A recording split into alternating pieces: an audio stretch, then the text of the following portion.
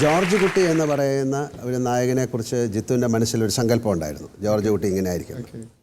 ഞാൻ അഭിനയിച്ച ജോർജ് കുട്ടി അതിൻ്റെ പുറത്താണോ അതിൻ്റെ അകത്താണോ?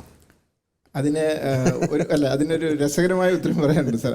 ഒരു പക്ഷേ ലാലേട്ടൻ അറിയായിരിക്കും, ഇത് ഞാൻ പണ്ട് ലാലേട്ടനോട് പറഞ്ഞിട്ടുണ്ട്. ഓക്കെ, നമ്മളൊരു സാധാരണക്കാരൻ, ഒരു മൂവി ബഫ് ഇത് ചെയ്യുന്നു. അപ്പോൾ ഇങ്ങനെ അയാളൊരു കുറച്ച് ഫണ്ണിയാണ്, പിശുക്കനാണ്. ഇതൊക്കെ നമ്മൾ ആ ക്യാരക്ടറിന് ക്യാരക്ടറൈസേഷൻ ഇതെല്ലാം കൊടുത്തെങ്കിലും ഇതെല്ലാം കഴിഞ്ഞ് നമ്മൾ ലാലേട്ടൻ വന്നു. സിനിമ അതിൻ്റെ ഷൂട്ട് നടന്നുകൊണ്ടിരുന്നപ്പം ഞാൻ ഓർത്തു, അയ്യോ ഇതിൻ്റെ ലാലേട്ടൻ ഇങ്ങനെ അഭിനയിക്കുന്നത്, ഈ പടത്തിൽ താല്പര്യമില്ല, എന്തോ ഇതങ്ങ് ഞാൻ ഉദ്ദേശിക്കുന്ന പോലെ വരുന്നില്ലേ, ഇങ്ങനെയൊക്കെ ഒരു ഡൗട്ട്.